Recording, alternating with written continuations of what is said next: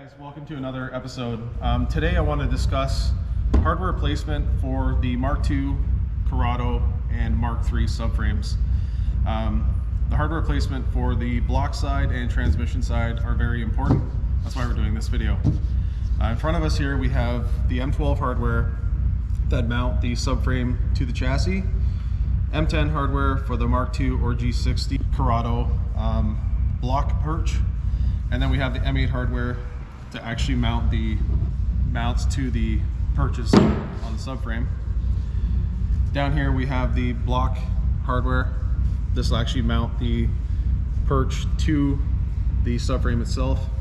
And here we have the transmission side hardware that allows you to slide for the O2J or the O2M. The most crucial thing when it comes to hardware on both sides, so the driver side and passenger side of the subframe, is placement of the nuts, washers, and the bolts. We'll start with the Mark III style cup. The most crucial part is to not include the washer inside the cup. You want the head of the bolt to be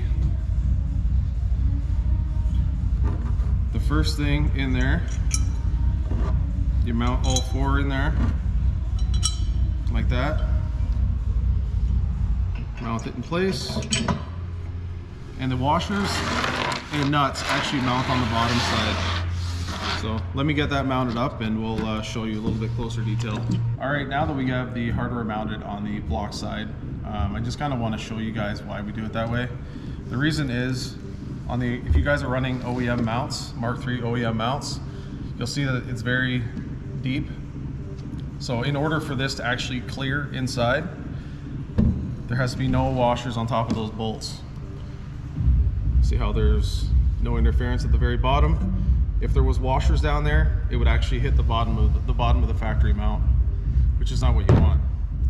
Same goes for the Mark II perch. Same idea, nuts and washers on the bottom side. All right, let's move over to the transmission side. Transmission side, we have 3 M10 bolts. Same idea. Bolts go through the mount.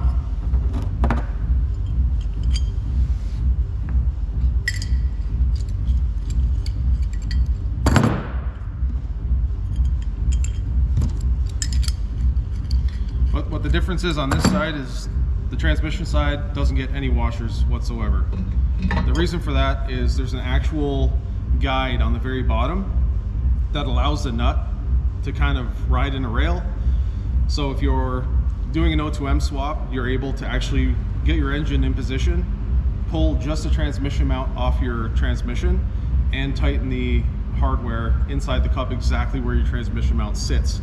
That way you don't have to try to get underneath this perch, tighten everything down. You actually remove the mount and just tighten it from the very top. I'll get the nuts installed on the bottom and I'll show you a little more detail after that. All right, so now we have the hardware positioned on the bottom. If you can see, there's nuts and they slide inside the rail back and forth, allowing the bolts to be tightened from the top without having to reach under there with the wrench. And we'll go over to the block side and you'll see how there's the nuts. Go to the block side and see how there's the nuts with washers on the bottom side, which would be the same for the Mark II perch.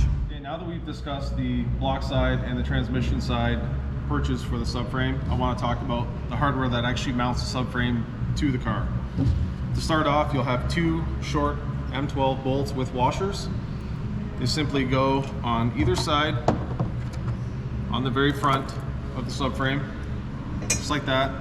These 2 bolts alone will keep the subframe mounted pretty snugly to the car while you get the rear hardware mounted in place. Now, the rear hardware is where it gets a little bit tricky because you have your sway bar tabs that get sandwiched in place.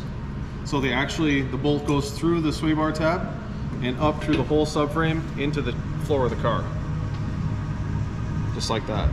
This kind of sandwiches the control arm hardware in place and the bushings.